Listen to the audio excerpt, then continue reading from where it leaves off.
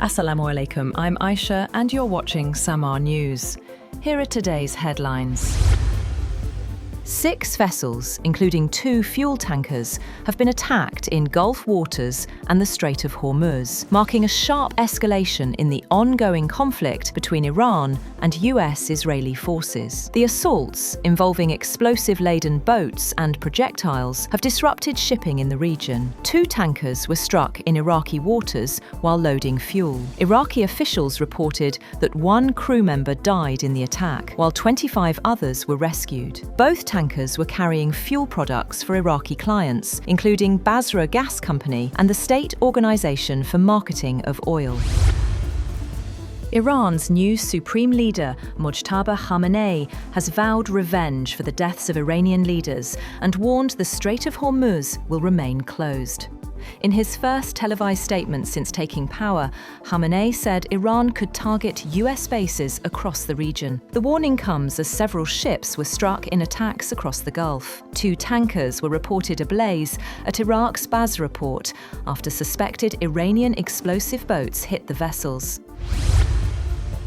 Energy Secretary Chris Wright has admitted that the US Navy is not yet ready to escort oil tankers through the Strait of Hormuz. Speaking to CNBC, Wright said US military assets are currently focused on strikes against Iran's offensive capabilities. He said the Navy could begin escorting tankers later this month, as preparations continue with the Pentagon. US President Donald Trump says rising oil prices mean greater profits for the United States, but stopping Iran from getting nuclear weapons remains his top priority. Posting on Truth Social, Trump said preventing Iran from developing nuclear arms is more important than the financial gains from higher energy prices. Iran will allow India-flagged tankers to transit the Strait of Hormuz, through which 40% of India's crude imports pass, though an Iranian source based outside the country denied any such agreement had been reached. A Thai vessel bound for Kandla port in western India was attacked in the strait on Wednesday, prompting strong criticism from New Delhi. The Indian Foreign Ministry said India deplores the fact that commercial shipping is being made a target of military attacks in the ongoing conflict in West Asia.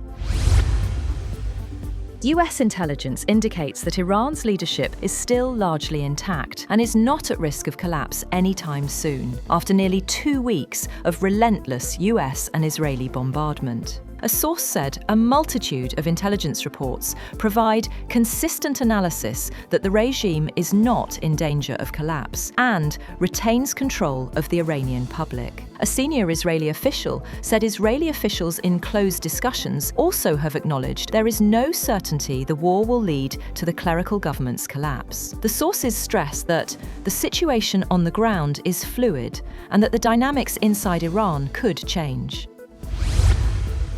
Meanwhile, oil prices have surged past $100 a barrel as Iran's attacks on merchant ships in the Gulf and Iraqi waters intensified, disrupting key shipping routes and oil exports. The spike threatens to stoke global inflation and increase borrowing costs worldwide. Iraq reported that its oil ports have completely stopped operations, while Oman evacuated vessels from its key oil export terminal at Mina al-Fahal as a precaution. Analysts warn that burning tankers in the Persian Gulf could further constrain global oil supply.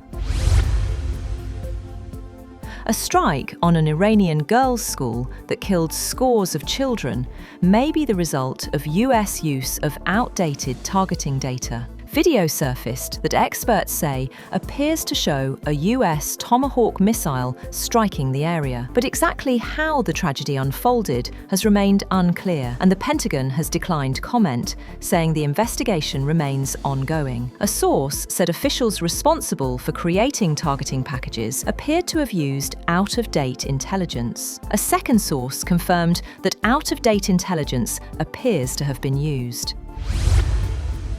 Pakistan and the International Monetary Fund have made considerable progress in talks on the latest reviews of the country's bailout programme, but have yet to reach a staff-level agreement. IMF Mission Chief Eva Petrova said in an end-of-mission statement that the IMF team and Pakistani authorities will continue discussions in the coming days with a view to concluding the reviews. Talks assessed risks from the Middle East conflict and rising energy prices to Pakistan's economy, balance of payments, and external financing needs, as the country imports most of its fuel. The fund said programme implementation under the $7 billion extended fund facility has remained broadly aligned with authorities' commitments through end February 2026.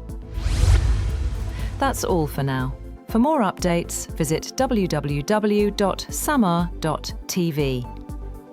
Thank you for watching Samaa News.